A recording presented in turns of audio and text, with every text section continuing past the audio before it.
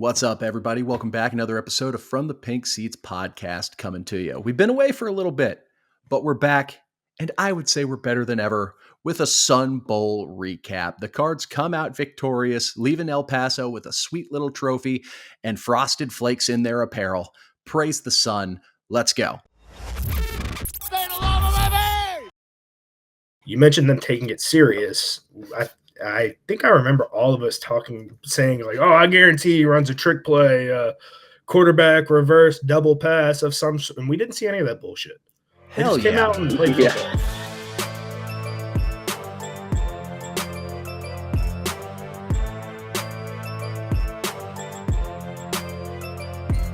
Hello, and welcome to From the Pink Seats podcast.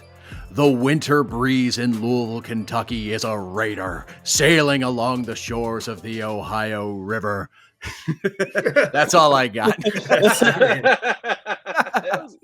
was good. He's a good one. I liked it. Hey, everybody. Welcome back to another episode from the Pink Seats podcast. I'm the hosting today, producer Keith. With me, as always, Matt Nagavic and Vince Lococo. And boys, it's been a bit, but we got that dub. Got that Sun Bowl dub. Got that dub, man. Yeah, it feels like it's been forever ago because it was a New Year's Eve game, and we're nearly 2 weeks into the New Year. So sorry to the listening audience. We've been a little bit preoccupied with life. Shoveling my driveway. Oh my god! I was about to say, like, there were a few topics I wanted to talk about briefly before we get into it. We'll talk about the most recent one, Snowmageddon 2025. Very accurate. No kidding. Vince, I loved the texts about how your shovel wasn't manly enough to handle you shoveling your driveway. Oh my god! I text the guys. I'm like, "Hey, wait, I'm gonna go do some man stuff. Man things outside the house. Shovel the driveway. Just be a man." And 15 minutes, not even into shoveling the driveway, they get a text back. Yeah, shovel broke in my hands. I'm done for the day. Matt, how was the Snowmageddon for you? I mean, it's not been bad. I mean, I like the snow. I actually love the snow. Granted, I understand why people do not share my view because, driving in this is not fun. And, drivers in the city of Louisville are already bad enough. You know who you are. Yeah, everyone that drives across from Indiana. Yeah, they have Indiana plates. That too, yeah. But no, other than that, it's just been, walking my dear old dog Maynard's been a pain in the ass and like that quarter inch of ice. But other than that, it's not been awful. Yeah. So I caught I'm not even going to lie. I was going to try and frame it as like a spin zone. Oh, I caught a little bit of a break. I didn't have to clean my truck off because it was in the shop getting a new transmission. Yeah, right. But that second little snow we got just yesterday, like, I am firmly entrenched on the biscuit side of the winter versus summer debates. Give me this weather all the time because my fat ass was outside, cleaned off my car, cleaned off my wife's car, shoveled out my truck, shoveled out my wife's car, didn't break a drop of sweat. It was glorious. It was pitiful. Get outside in the summer, in the heat. I'd much rather have the summer. I mean, there is nothing better than just heat and a nice tan. If it gets above 90 degrees, I'm staying inside. Okay, yeah, there's a difference between like dying out there and, being at a pool in June. I'd much rather be doing that than fucking shoveling snow and wiping ice off my truck. That was because you're doing one as a leisure activity and one's labor. No, like, would you rather chill at a pool or would you rather much rather cut have the a snowball I'd rather fire? cut the grass than shovel my driveway. If we're talking labor intensive, I think I'd rather shovel the driveway. I think I'd rather shovel. No. Y'all can be sure to come do my fucking driveway next time. Next time it snows, as long as you can cut our grass, deal. yeah. For the YouTube audience, hop into the comments. What side of the debate are you on? Are you a team summer, team winter? Don't say spring or fall because those are obviously the two best seasons. Right. I think we're all team fall. I think we're all team not first 3 games, home games of the season. That was miserable for everyone. Wait, nobody liked that. Just start scheduling some road games with like some northern teams. Like, let's get a road series at Wisconsin for an August game. Yeah. So, fellas, any New Year's resolutions? We rolled into the new year. That was another thing. After the day of the game, we had the New Year's holiday. I want to get my blue belt. That is my commitment this year to jiu-jitsu, is to try and get my blue belt. I usually go on the no-gi nights, so that doesn't count towards your belt rankings and stuff. So, I mean, I've technically been doing, practicing jiu-jitsu for like a year and a half, 2 years now, but I'm still a white belt because I don't go to the gi nights. I mean, those things are miserable, dude. Those things are like having a 1970s football jersey on. I mean, it's miserable. And you're getting choked from every different angle with that thing. It's not fun. But that is my New Year's resolution this year. Matt, how about you? See, I don't really have a really meaningful one like Vince does. Like, I just want to travel more because I really do enjoy like making road trips to like for various games and whatnot, and just traveling for leisure too. Like, I'm cooped up in my apartment 75% of the time because of my. Do you want me to come cut your yard? What yard? You're getting hired on the landscaping crew. Yeah, right, man. Right. There's a little patchy grass that I can. You're getting paid $15-$20 an hour for your. I don't see the grass now because it's all snow. Yeah. But no, I want to travel more because I do genuinely enjoy like that aspect, like getting to go to Notre Dame, getting to go to Clemson. I mean, those were both like two, college football bucket list items for me, and I got to do both of them in one season. So that was really fun. Keep me in the loop because I was tempted. I'm thinking about doing the Dallas trip this upcoming season. I'm really thinking about it too. I mean, it'd probably be easier just to fly in because I assume there's direct flights from Louisville to Dallas and back. I would assume, but Dallas Airport also is just a nightmare. So there's some to Fort Worth, so that might be. Like, okay. I'm just looking at the road slate. I mean, he's out at Sac State now. Yeah, we only got 4 road games, so tough break for you on the football side. I'm 100% going to Virginia Tech. That is happening. Well, that's geographically the closest game. It's wild we haven't played a road game. This will be our first road game at Virginia Tech since we've joined the ACC. That might have to be a move, Matt, for real. I might have to make that one too. Yeah, I've been to. I want to go to VT. I've been to Pitt twice already, but both times were losses. So don't go again. So don't go. Done. Mark that one off. Third time's the charm, and then obviously there's Miami and SMU. I mean, I really want to go to Miami. I need to see Miami, Matt. Just like Andy Reid's ultimate shirt, wait till powder. you see Matt in Miami. Listen, I want to go back to Miami for those. If anything else, for those, if there's empanadas down there. Oh my god! Yeah, party in the city where the heat is on. Welcome to Miami. Yeah. Resolution over here, and the listening audience, please hold me accountable on this. I'm going to try and be more positive. I'm going to be less worried, less pessimistic. I'm going to try and be a little bit more optimistic. Sure. Oh, please do. I'm not saying it's going to be all the time, but I'm going to try and be a little bit more positive. So I thought your New Year's resolution was going to be like not to blow your pec out when you have to bench 225 for the challenge. I mean, all I got to do is just leave it on my chest. Like, nope, not going anywhere. Okay. Just turns into a deadlift for me whenever I'm spotting you. Exactly. Right. Just make sure you get extra deep in that squat. Yep. Yes. Save that one for the mixtape. Well, speaking of things that are positive, we won the Sun Bowl in what ended up being a friggin' nail-biter game and one of the better games of what I thought was a fantastic bowl season in general. And of course, whenever Louisville plays a game, whether it's a postseason bowl or whether it's the first game tune-up against FCS East, we got to have Vince's game notes. It's time to get down to brass tacks.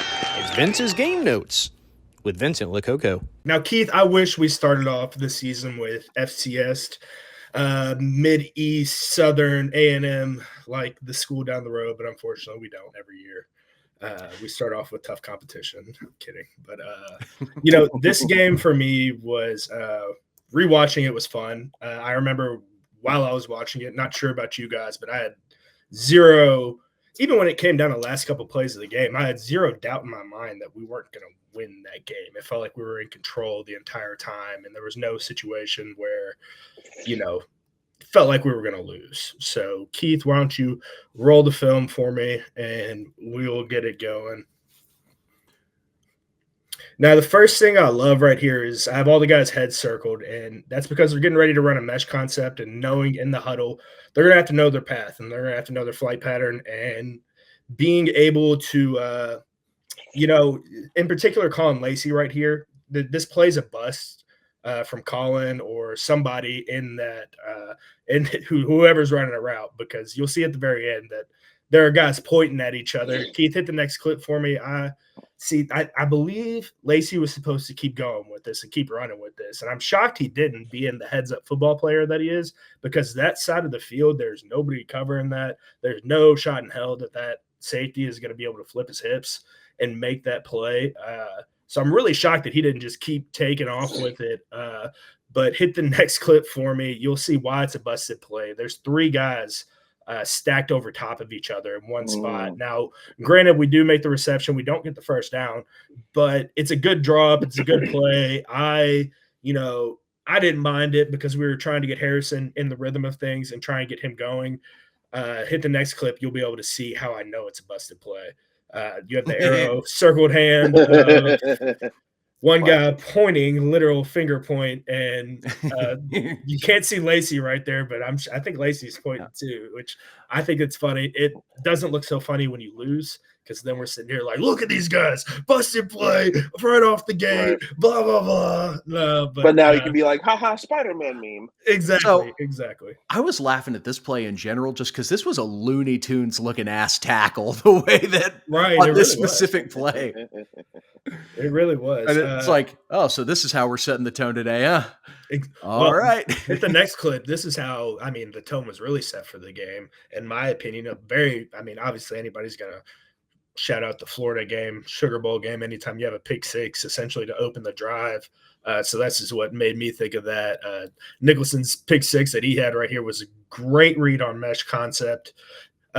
It's funny we're talking about mesh concepts first two plays I show you all, but the wide receivers are taught, if you're looking, you're booking. So you see right here all the wide receivers' eyes, they are all just looking straight. One is looking straight ahead like he's running towards us, and the other is looking towards the quarterback and indicating to the quarterback that he's ready for the football whenever he's ready to throw it, essentially.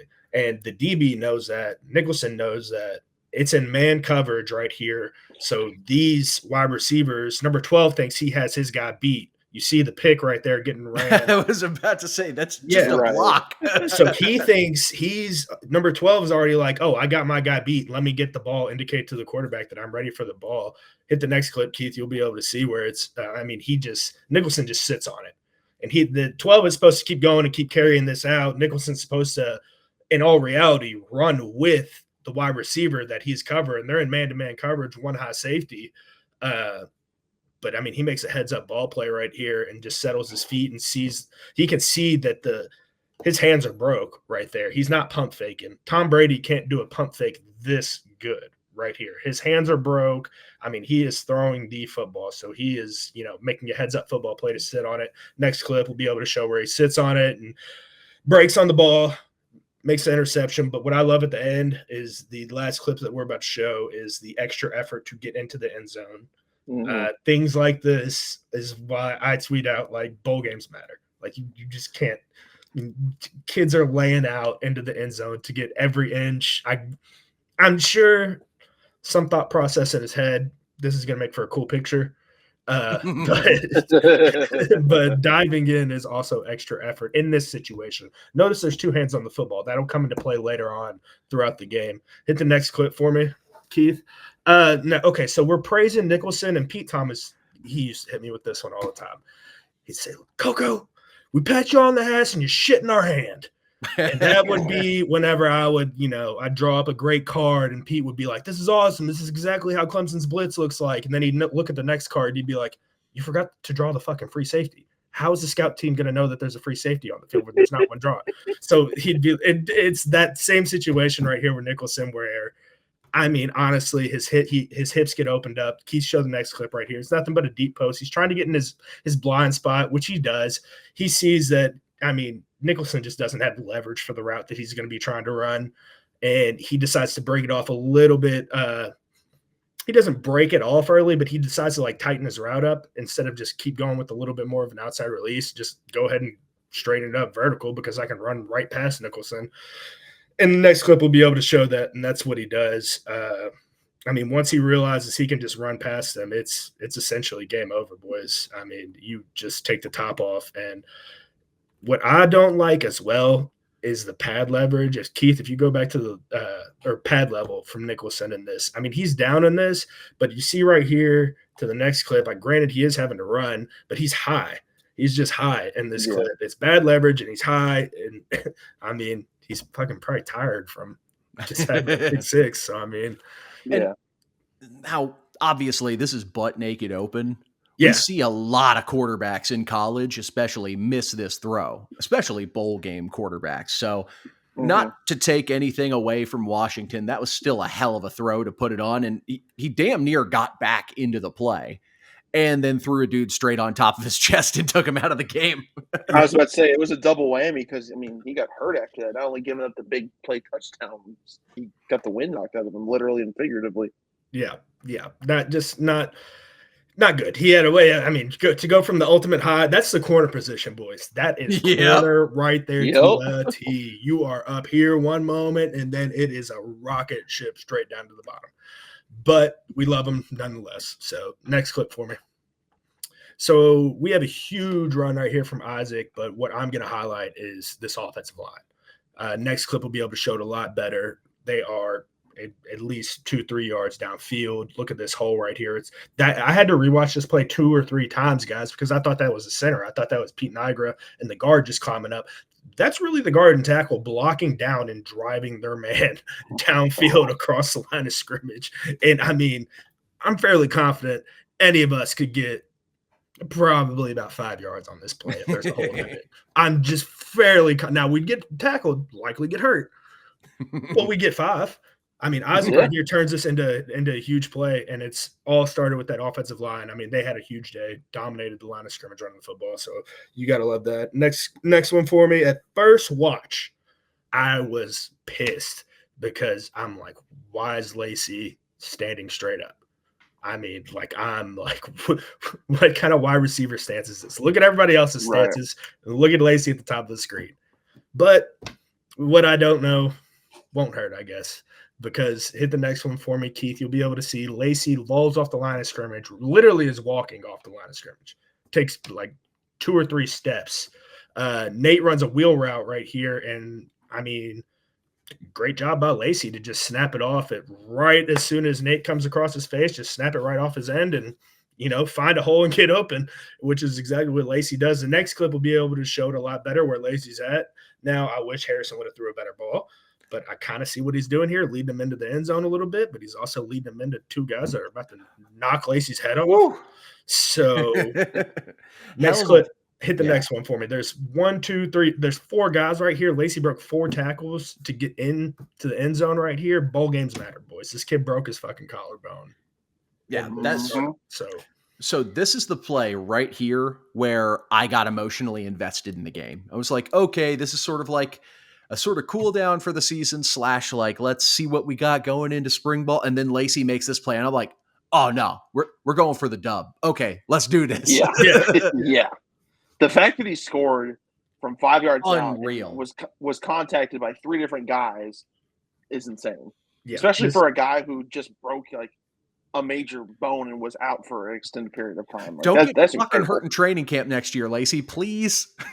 Yeah, that play was sick. I can pretty much guarantee you that Lacey laid out for a ball like this in fall camp and probably landed on his arms like that, which they tell you never to do.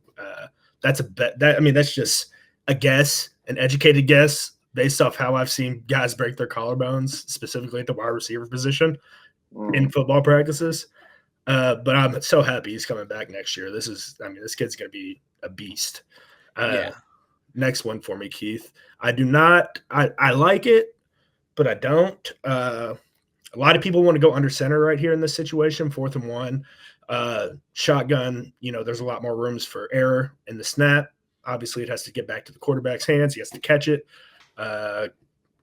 There's less ball security, I think that's what they also say with the quarterback and handing the ball off to the running back.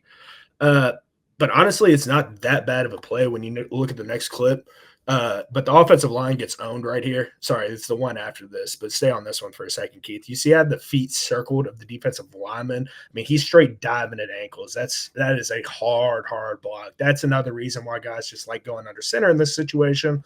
The old tush push, line up in a 4-point stance, just big on big drive, and I mean, that's essentially it. Just a big scrum. That's what Washington's doing right here is just a scrum. Hit the next clip for me, Keith. See, I drew that line because I would have loved for him to just stick a foot in the ground and just lower your shoulder. Not even over the top. He's gonna have to meet 42 in the hole right there. But you're gonna it's one-on-one. I mean, I like my odds right there rather than you kicking it outside and this guy having the angle on you. And now we're stuck and don't get the 4th and 1. I don't mind the play call. That's why I'm sitting here like, I don't mind the play call from Jeff. I see what he was trying to do. I wish he would have done a couple things differently, but at the end of the day, the play could have worked if the running back would have just went straight ahead. The reason that I didn't like the play call was only because it was like midway through the season. It was during that stretch where they lost, I think it was like 3 of 4. And I vividly remember Brahms saying at some point, "Yeah, we're just not going to run up the middle on 4th and short anymore." And now, I've got a few very old man football takes. 4th and 1 or less. Your quarterback is 6'5", 220 pounds. Get his ass under center and run the quarterback sneak. If you can't get a yard, you don't deserve it. That's my dad said the same thing. I don't this exact push right here, all Bailey has to do over the top, first down. Yep. Don't have to do anything crazy, just flop over the top. Oh my God, that's one that drives me bonkers. Yeah, I don't think that's a bad take at all, though, Keith. Like an old man take at all. I bet the fans are probably split down the middle 50-50 on what they would rather be having right there. But I mean, it makes sense having a 6'5", 200+ pound guy. Just go ahead and, lower your shoulder and go straight down the middle. But nonetheless, we didn't get it. We still won the game. Next clip. Exactly. So it's hard to see right here. This is another one that took me like 2 or 3 watches, guys, to figure out who was messing up. Sometimes when I'm watching these, I'm watching it back so much that I forget that there's another angle that the TV camera will show, the back angle. And I was like, oh, this would have been great to have whenever I was cutting everything up. But right here, we have the safety who is in the wrong here. Now, I have bad DB play. I think Thornton likely locked this. I couldn't tell what kind of coverage we were in. They busted something right here. But in my head, I'm looking at it like Thornton likely locked on this backside right here of the formation. Backside of the formation is locked. They're in some kind of cover 3 zone is what I was thinking. But nonetheless, you never let a guy cross your face. Next clip right here. Safety never lets somebody cross your face. And this image right here is why I think that it's a locked on the backside cover 3 because, we're just in no man's land right there. That's a spot you never want to find yourself in as a football player. You can't play catch up. You can't do anything except just look, no offense, look dumb on the football field. It's happened to a lot of guys. It's happened to myself, but it's not a spot you want to be in. By any means. Nope, that's a lonely feeling. Yeah, that's a very lonely feeling. And where are we at on this? Hit the next clip for me, Keith. We're at 14-14 now with the score. It's just big plays. This was a game full of just big plays. Who's going to make the most amount of mistakes? Right here, I'm going to highlight Harrison. Harrison played a great game, in my opinion, boys.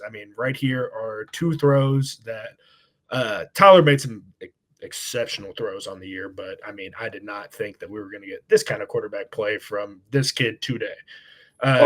Next clip right here is going to be able to show you what I'm talking about. Hand in his face right here, knowing the down distance. We're at 3rd and 8. Next clip, Keith, you'll be able to see right here, tight end right over top of the ball, getting the 2 yards past the first down marker. I mean, that is beautiful quarterback play, knowing the down distance, knowing where to get the ball out to, not sitting back there taking a lot of time, not taking the sack. That's what you see a lot of times in that situation with a backup quarterback coming in, holding on to the football, not knowing where to go with the football, and then he's taking a sack in that spot.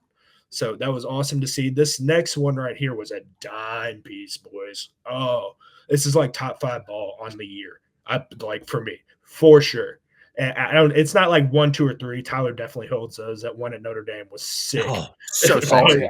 But this one right here, clean pocket, like just beautiful drawn up football play. This corner that we throw is yeah, set. that was a dot. Yeah, dot, because that's good And coverage. Yeah, and credit to Meeks for actually having the concentration to track the ball with a guy like right there covering him, especially considering he's not played like hardly any snaps up to that point. Like this is it's a cliche of sorts, but like this is his Super Bowl up to this point because he's been a non-factor up to this point, and he still had the wherewithal and the concentration to make this play. I know Coach McGee is using this picture and this clip right here for Teach Tape for whenever he goes and speaks at clinics and stuff like that as an over-the-shoulder catch, how you should track the football, how you should finish on the play because we end up scoring right here. I mean, it's just beautiful all around. Now, the next picture I have in here is just for fun. This next one just happened. I mean, seeing Coach just this fired up. You'd think he's yelling at the ref right here. Remember when we got in that scuffle on the sidelines? Yep. He's yelling at a player right here to get their asses back over. I mean, considering this officiating crew didn't believe in face masks, I wouldn't be shocked. Yeah, this guy's probably wearing like his blind glasses right here. Look how dark those things are. Oh my God, they are. It's probably a camera. That's a camera glasses. He's working with Connor Stallions probably. Also, I'm gonna need someone to post the link where we can get those hoodies because those are sharp. The script ones and just the general Louisville football one in the background too. Those are both sharp. Nice. Also, is that a purple shirt with the Louisville? Yeah, yes, it's for the signalers. Yeah. There's like purple, highlighter yellow, highlighter green. Which, fun fact, not to get us too derailed from what we're talking about, whenever I was a signaler, me and Zeb Spears said we were not going to do that. We were not. We were like, all right, so coaches say the football team is wearing red, right? Coaches will be wearing black. So Zeb and I would wear red, white. If the team's wearing red, coach is wearing black. You know what? That makes sense. Signalers have to stick out. Zeb and I are like, we'll wear white. So if teams wearing black, coaches are wearing black or red. Me and Zeb are in white. You know, we're like, we're not going to wear purple. That does not match at all. Purple, yellow, no. I'm a big hater on the yellow on the jersey. So why would I do that? I stand my ground. Yeah, I get it. This right here was just bad LB play, bad outside linebacker play. Or I don't know if that was end. I'm not sure. Regardless, you need to settle your feet right here. You are in the backfield. I mean, you see him off balance right here, 1 foot out of the ground. You'd love for him just to be square, settle your feet. But even then, TJ needs to go now. There's no reason to hop right here with this little hop he's doing. Like, he needs to take his right foot and just drive into the ground right where I have that arrow drawn to be able to nip this one in the butt. But instead, hit the next clip for me, Keith, and we will be able to see where we're at. TJ has to come a lot more flat. We missed the tackle.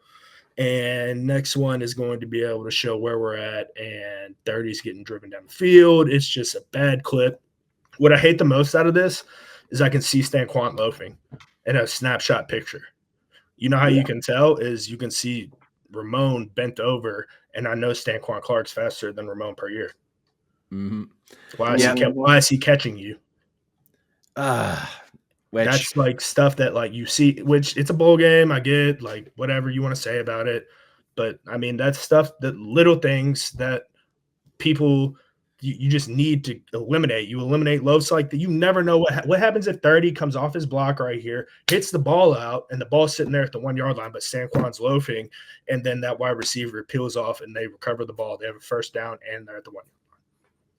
No, I get you. I wasn't even going to go to try to defend the loafing. It was more just like this whole play is from and I want to preface, I love Watts.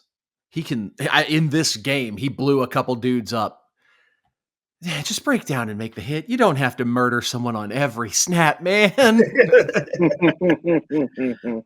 You live with him. Like, you live with Watts, and he makes some great plays, but sometimes you die with him trying to blow someone up, and this was just one of those where you die with him.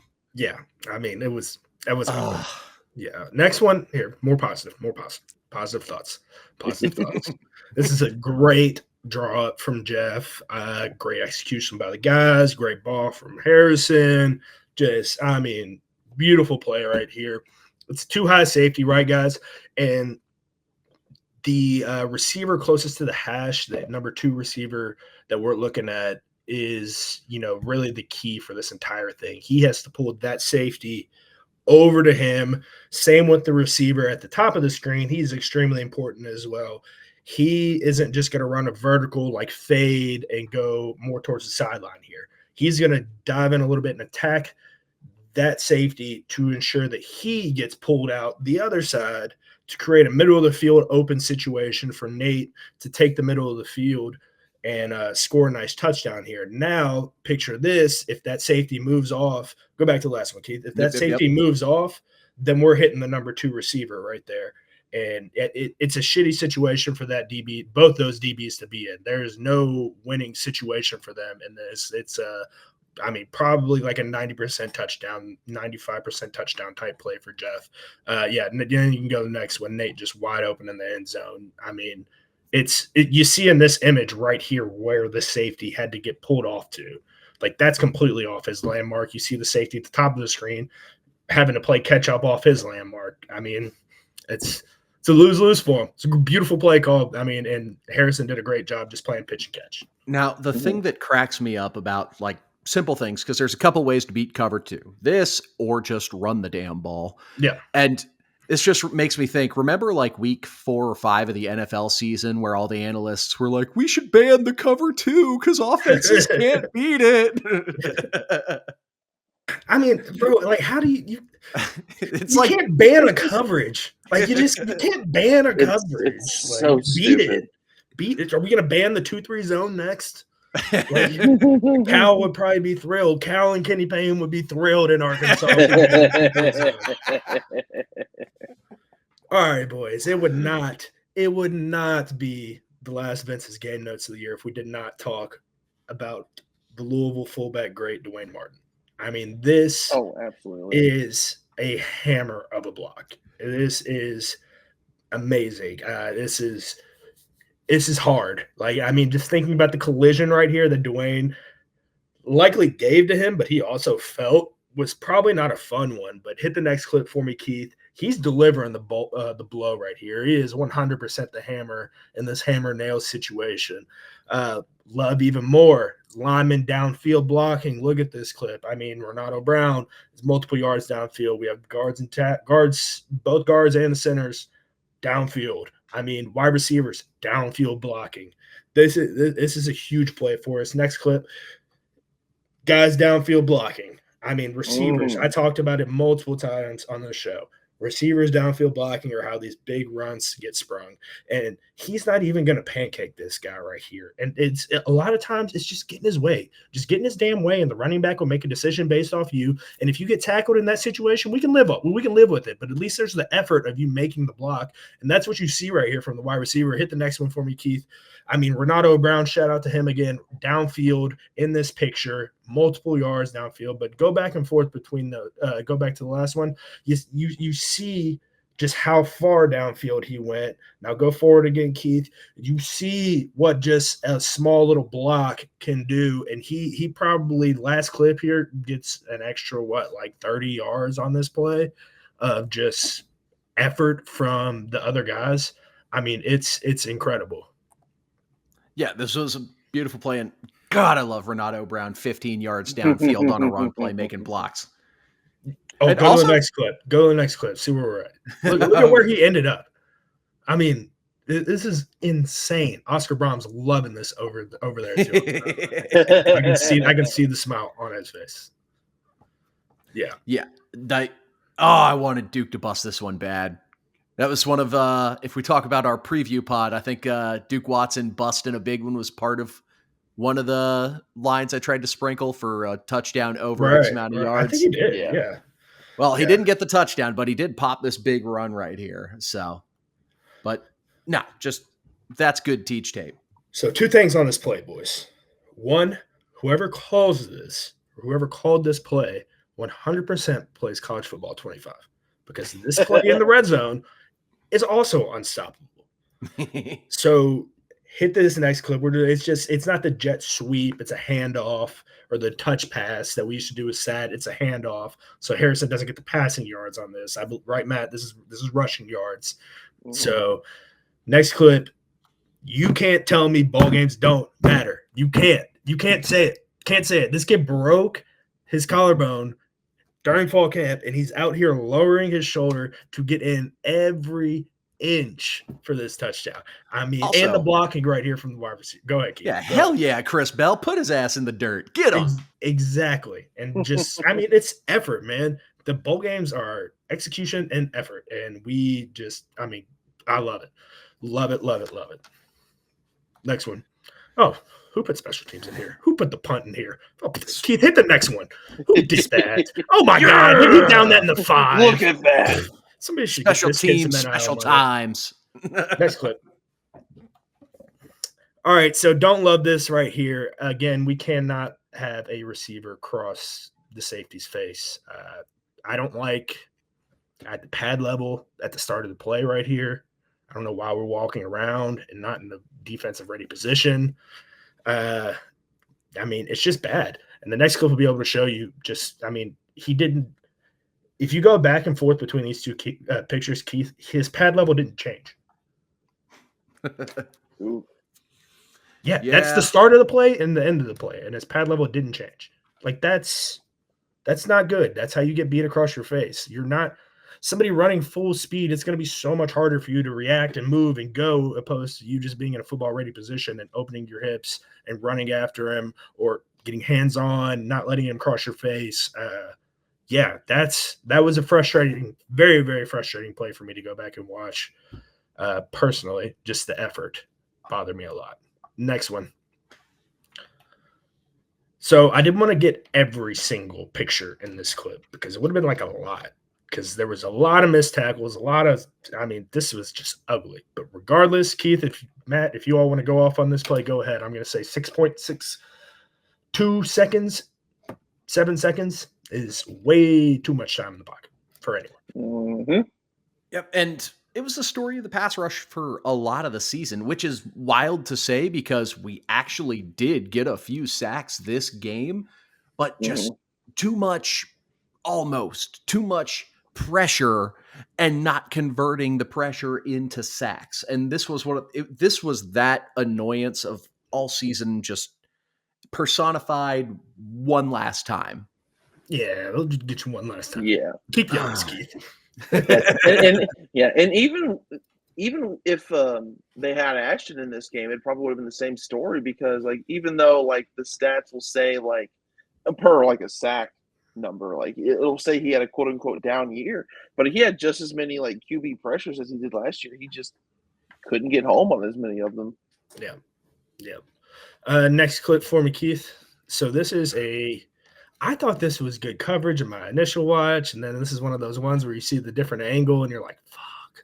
Because, I thought this was a great play. Hit the nice clip. They're just running a nice corner route to the back end of the end zone. This right here, this picture that Vince is showing, Vince's game notes, we could probably bitch all day on Twitter and say, man, this was a BS call. This was a pass breakup, blah, blah, blah. Next clip for me, Keith. This is what people would be responding back to us.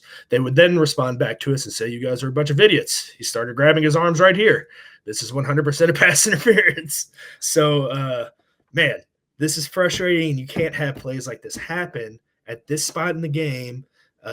Go to the picture before this, Keith. We're what, 51 seconds in the game left in the game, fourth quarter, tight ball game. Like, cannot have this stuff. This is how they end up scoring, man. I mean, just make a play on the ball, and we're good here. You win the game, make a huge play. But now instead, we're talking about a penalty. So yeah, I would say the biggest frustration was just the complete lack of consistency when it came to making this call versus almost every other call that was in the game, because they let the boys play. Yeah. Pretty. Yeah, There was only they let them play. Yeah, so 8 accepted penalties the whole game total. Yeah. And So, calling it different in the final segment compared to how it was called the rest of the game. That's the maddening part. You think you can get away with a certain amount of physicality, and then you play how you've been playing all day and what the refs have allowed you to, and then all of a sudden it's a penalty. I think I believe I tweeted out in the heat of the moment on this. Big look at me, ref. But I remember correctly. Next clip right here, man. I would have funny story about this play in this picture. As soon as this happened, I picked up my phone and I text Gr-r-reat and I say, "Coach, you watching the game?" And he's like, "Nah, I'm not watching." I'm like, you need to go back and watch. Last 20 seconds of the game. That's can't get right hit.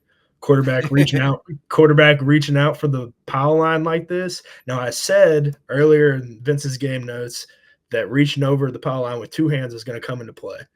And here we are with their quarterback reaching out with the football.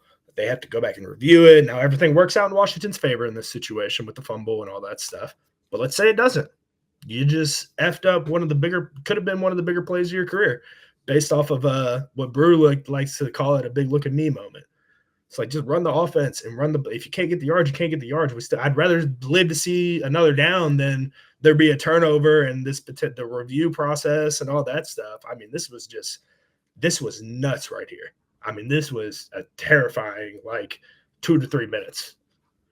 Yeah, especially if you're on the Washington sideline, just completely puckered. Yeah. I was getting major Stanford flashbacks during this final segments, and this play in particular, it reminded me of that Michael Penix play against Penn State on that 2-point conversion. Oh yeah, for sure. Yeah. I really thought we were about to see that again. It was close. Next one that we're showing right here, I thought this was a great offensive call from Washington. I mean, just go straight to the flats, go straight to the foul line, and we'll hit it to you a quick out. And if you don't get it, you don't get it, which they were very close to getting this right here. I mean, this was a huge, huge pass breakup. The next clip will be able to show where we make the hit. Huge play. Fantastic play. Go ahead. Are you going on more? No. But, I mean, still, just knowing they end up in a touchdown, this is all frustrating to talk about. Keep going. Yeah, it's just so frustrating. What I hate about this is it's bad DB play, man. It's just getting beat. And hit the next clip, Keith. It'll be over. Show it better. I mean, it's just there's no excuses. I mean, you have to get hands on. You have to move your feet. In this situation, you want to have your eye when you're beat like this. I mean, sprint like hell and watch his eyes, shoot your hands up through, dive, do something. There's 10 seconds left in the damn game, for God's sake. Do something, please. Get a penalty. I mean, half the distance. Get a penalty. Do something, man. Exactly. I mean, I want to preface this by saying that MJ Griffin has had a fantastic collegiate career. He was fantastic at Louisville. Sure. Had he not gotten hurt, I stand by this. Had he not gotten hurt before the beginning of last season, I think he would have eventually balled out and gotten picked in the 24 NFL draft. Yeah. He was one of the better DBs in the room. That being said, he did not have a great Sun Bowl. No, was not his best day at the office by any stretch. And again, like you put in your very, very elaborate preamble, not to take away from his whole career, was not his best day at the office. No, I agree with you completely, man. We've said it multiple times on this show. We, I think, collectively agree amongst the four of us, Jacob included, that MJ doesn't get hurt that year. He's likely not playing in this game regardless. He's playing somewhere on Sunday.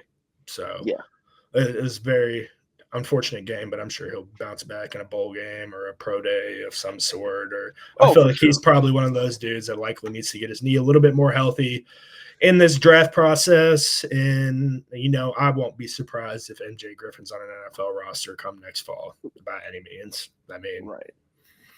Next clip for me. This is the play of the game right here. Shout out to Washington's coach. You ball. What's his name? Jed Fish. Balls. He's got balls, boys. I mean, Yep. there are a lot of coaches around here that would have, not around Louisville, but would have just kicked to this field goal. I mean, they'd just been like, all right, F it. Like, Nah. OT. It's like, This is balls to go out and just try and win it, which we make a great defensive play. This is do. This is just a screenplay where they fake screenplay to get the guy to bait and come up forward, hopefully try and beat us on. They ran probably three or four fades that we've shown. I think we've shown 3 just in this segment right here. Right. So in this red zone situation, this was heads up, being able to break down. And then next clip, we have the Jumpman logo. This Hell beautiful. Yeah. This is beautiful. Fantastic. The effort to be able to read they're not throwing this screen. And go back to the picture, Keith. Yeah. Look at how many yards we have until the goal line to come up and make a tackle. They're not going to get a first down. They got to get in the end zone here. We can all rally up and make that tackle. Go make a play, be a ball player. I mean, that awesome. Hell yeah. Yeah. Yep. Go to the last slide. That's just the you didn't graphics. Yes. I'm surprised you didn't have the heinous display of unsportsmanlike conduct of waving to your competition after making a game-winning play. Oh my God, that's so dumb. I do too. I also think that's, in the grand scheme of things, relatively harmless and didn't deserve 30 yards of friggin' penalties, man. Yeah. Oh, it's been a wild year for celebrations like that. I mean, Michigan players planting the flag and then proceeding to get maced by police officers. It's been not a good year for trying to taunt your opponent. Right. So, looking back at the Sun Bowl, one thing, boys, before we continue going, we can't not. I'm sorry I didn't bring this up. The first touchdown of the game, was it me and Keith? Was it Keith and I that picked defensive touchdown?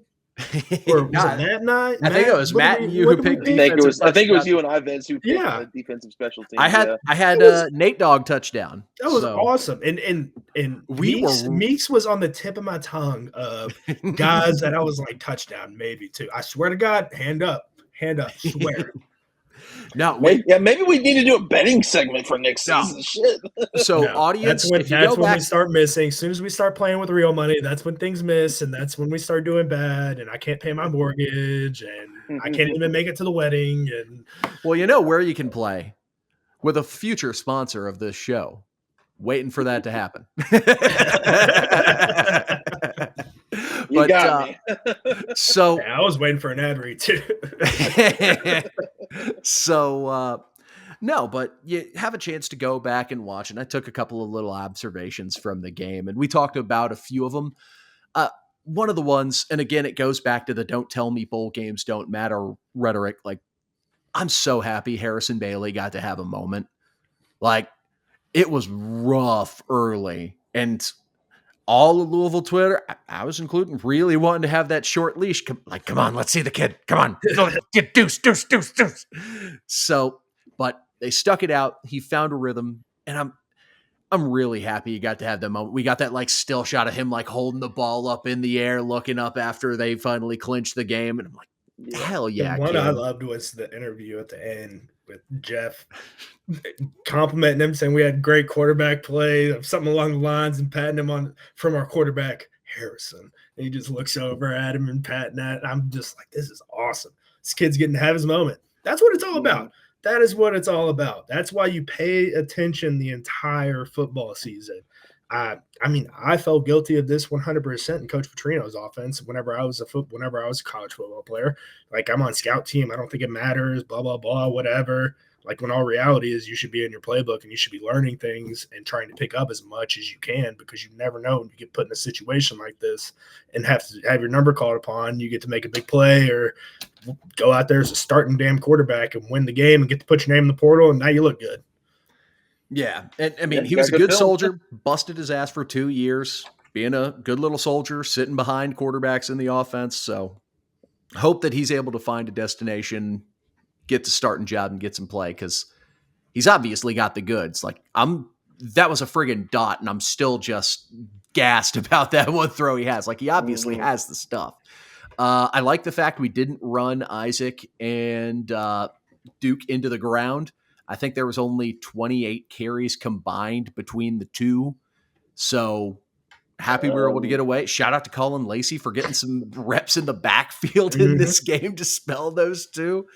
And then what was the other thing I had?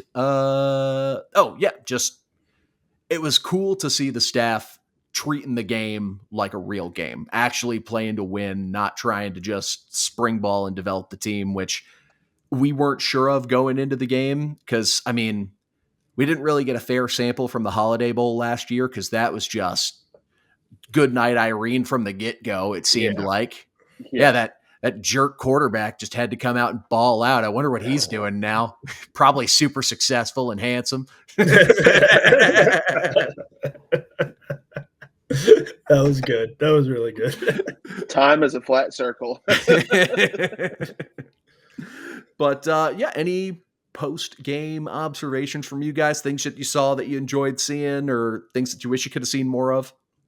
I was a little bit surprised that Brom didn't run as much, or that Brom didn't at least have a drive where we saw Deuce Adams while Bailey was like struggling to figure it out. But also, props to Brom for trusting in him and sticking to the game plan that he drew up beforehand and all that. And plus, I'm very curious to see how this momentum parlays into the remainder of the offseason, just because, it's not a 10-win season. It's not a season where you made it to Charlotte, but at least you won 3 in a row to end the season instead of losing 3 in a row.